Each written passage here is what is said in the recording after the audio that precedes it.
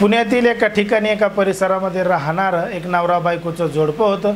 आता तो जो नवरा आहे तो 30 वर्षीय होता, तर त्याची जी बायको आहे ती 25 वर्षीय होती। दोघं जण अशा पद्धतीने राहत होते। पण मात्र एक दिवस तो जो नवरा आहे तो त्याच्या मित्राला त्या ठिकाणी त्याच्या घरी घेऊन गेला आणि घरी घेऊन गेल्यानंतर त्याच्या बायकोबरोबर मित्राची ओळख करून दिली आणि त्याच्या बायकोला सांगितलं की माझा मित्र आलेला आहे, त्याच्यासाठी जेवण कर, कारण की तो आता संध्याकाळी इथंच मुक्कामाला थांबणार आहे। आता त्याच्या बायकोला वाटलं ठीक आहे, नवऱ्याचा मित्र आहे म्हणून तिनं दोघांसाठी जेवण बनवलं, सगळं काही पद्धतशीर खाण्यापिण्याचा कार्यक्रम झाला। मग त्या ठिकाणी झोपण्याची वेळ आली। जेव्हा झोपण्याची वेळ आली तेव्हा नवरा झोपला तरी त्याचा मित्र त्या महिलेकडं एकटक नजरेनं बघत होता, वेगवेगळ्या पद्धतीचे इशारे करत होता। मग हे सगळे इशारे करत असताना त्या महिलेला मोठ्या प्रमाणात राग आला, म्हणून तिनं घडलेला संपूर्ण प्रकार तिच्या नवऱ्याला सांगितला। पण मात्र जेव्हा घडलेला प्रकार त्या महिले नवऱ्याला सांगितला तेव्हा नवऱ्याला बायकोचाच राग आला। ती खोटं बोलतीये, नवऱ्यावर आळ घेतीये, म्हणून तो बायकोलाच जोरजोरात भांडू लागला आणि अशा पद्धतीचं भांडू लागला की या संपूर्ण प्रकरणामध्ये एक दिवस घडलं होतं एक धक्कादायक प्रकरण, धक्कादायक घटना।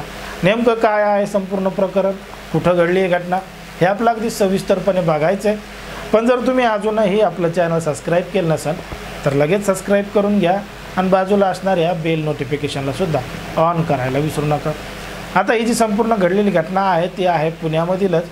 पुण्यामध्ये राहणारी एक 25 वर्षीय महिला होती, विवाहित होती, लग्न झालेलं होतं आणि तिचं लग्न सांगलीतल्या एका व्यक्तीबरोबर झालेलं होतं। मग ती सांगलीमध्ये नांदायला गेल्यानंतर तिकडं साजरी राहत असताना तिच्यामध्ये आणि तिच्या नवऱ्यामध्ये सतत वादविवाद होत होते, म्हणून ती जी महिला आहे ती पुण्यामध्येच राहत होती। पण मात्र जेव्हा ती नवऱ्याकडे राहत होती किंवा हे दोघं जण एकमेकांसोबत राहत होते तेव्हा एक दिवस तारीख आली, ती म्हणजे जुलै 2024ची।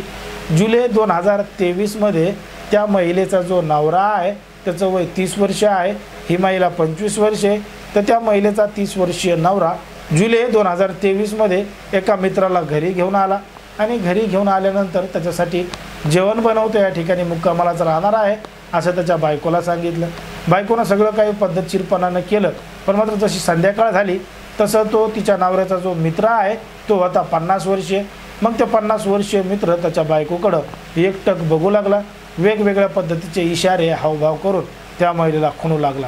पण मात्र त्या महिलेने त्याच्याकडे काही जास्त लक्ष दिलं नाही, दुर्लक्षच केलं। घडलेला प्रकार तिच्या नवऱ्याला सांगितला तर नवरा उलट बायकोलाच भांडू लागला, मोठमोठ्यानं बोलू लागला। तरीसुद्धा बायकोनं ठीक आहे जाऊ द्या म्हणून सोडून दिलं।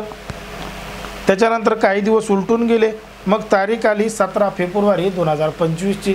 17 फेब्रुवारी 2025ला तो जो 50 वर्षीय त्या नवऱ्याचा मित्र आहे त्यानं त्या महिलेला मॅसेज करायला सुरुवात केली। मॅसेज करून तो तिला शरीर संबंध ठेवण्यासाठी तयार करू लागला, त्याच्याकडे इच्छा व्यक्त करू लागला।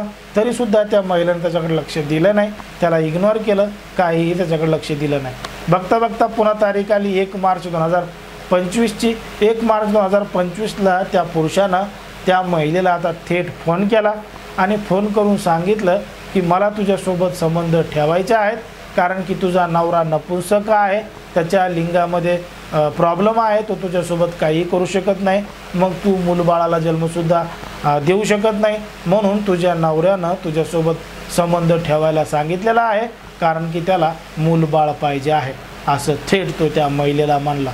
आता एवढं सगळं ऐकल्यानंतर त्या महिलेला मोठ्या प्रमाणात राग आला, म्हणून तिनं तात्काळ जवळचं पोलीस स्टेशन गाठलं आणि पोलीस स्टेशन गाठून त्यामध्ये तिचा जो नवरा आहे त्याच्याविरोधात आणि नवऱ्याचा जो मित्र आहे 50 वर्षीय त्याच्याविरोधात रीतसर तक्रार दाखल केली आहे आणि रीतसर तक्रार दाखल केली असून त्या दोघा जणांच्या विरोधात महिलेच्या विनयभंगा प्रसंगी संदर्भात गुन्हासुद्धा दाखल करण्यात आलेला आहे आणि या संपूर्ण प्रकरणाचा तपास पोलीस करत आहेत। बघा समाजामध्ये, देशामध्ये, राज्यामध्ये कशा पद्धतीनं गुन्हेगारीचं प्रमाण वाढत चाललंय, लोक कशा पद्धतीनं काय करतील हे आता सांगतासुद्धा येत नाही।